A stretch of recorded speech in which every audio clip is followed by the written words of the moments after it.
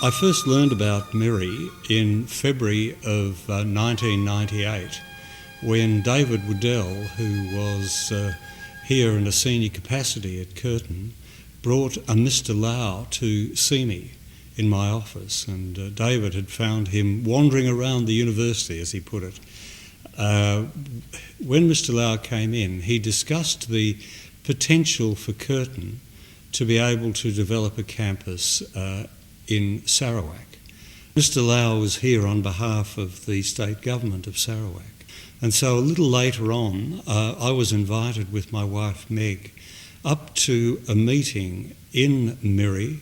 That meeting was to do two things really. It was to celebrate the birthday of the Chief Minister of Sarawak, and at the same time to basically announce to the people there that they were under discussions with us in regard to developing a university. Certainly they wanted the business programs and a number of the humanities programs, but they were very keen early on to have engineering set up there, and they wanted all aspects of engineering. They understood early on that this was a very expensive process to begin, but it's a process they willingly committed themselves to. In discussions with me and then with Dr. George Chan, our Chancellor, Mr. Harry Perkins, became quite convinced of their sincerity, their ability to be able to finance this, and their capacity to be able to run it well. We then identified, fairly soon after that, two individuals to go up and begin the process of talking with the people on the ground up there. They were Dennis Ham and Frank Shea, and they did sterling work for the university at that stage. We're going to need people on the ground up there, and I would love to take this on because you just don't get an opportunity as an administrator to be involved in the building of a new campus or a new university. So it's a once-in-a-lifetime experience. I put my hand up, that was 10 a.m. in the morning, and by 1 o'clock in the afternoon I was given the nod and said, you're on. The interesting things that we learnt, and we were reading the Private Higher Education Act on the plane as we went up and realised what we were in for. But we also had to write a constitution for the campus. We needed to have a strategic plan for the campus, and by the way, it also had to be written in Bahasa. They were trying to do operations from the old Ream Road School, which was undergoing a great deal of renovation. So we had one phone line, no windows, no air conditioning, jackhammers, and a banner on the front wall saying enrolment's been taken, which we weren't supposed to do. The decision that we made, I think, was vindicated strongly by the support we got from everyone within Sarawak. For example, when we were first asked how many computers we wanted, and I said 120, the eyeballs rolled back in the number of people's heads because they actually thought we would want 2 or 3, one for Dennis, one for me, and one for the secretary.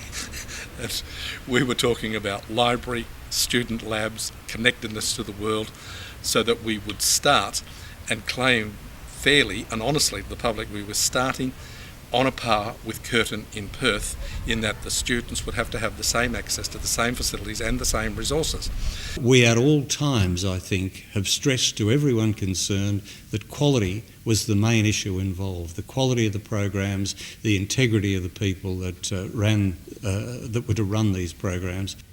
Over the 10 years that Curtin's been providing programs in Sarawak, we've graduated about 1,500 students.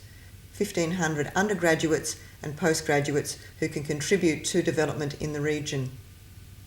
We've also taken significant initiatives to grow research at Curtin Sarawak. Most recently, the Malaysian Prime Minister, Abdullah Badawi, announced that the Malaysian government would provide 6 million ringgit to match a similar contribution by Curtin University to the establishment of a research fund for Curtin Sarawak. We've also many students now undertaking postgraduate studies in Curtin Sarawak, and we have PhD students undertaking studies in engineering and also in business. I'll never forget the courtesy, kindness, hospitality, generosity of spirit of all of the people who we worked with, who met and believed that what we were doing was the right thing. We had that team of the pioneer staff that we call them, that started working around the clock like we did in order to make all of this happen. The Tan Sri Dr. George Chan is the principal person there. YB Lee Kim Shin is the other one that we've dealt with. And of course, Chief Minister Tabe. All of them have ensured that this was a very successful operation. They've built stronger friendships between Malaysia and Australia. They've allowed for students from both countries to have a study experience in the other's country, and they've helped the understanding between the two nations. The success of Curtin Sarawak was recently recognised by the Australian University Quality Agency, which, in reviewing the activities, gave a commendation for the success of the operation in Curtin Sarawak. We look forward to the continued relationship between Curtin University and Curtin Sarawak for the wonderful development of the people and the nations. Thank you.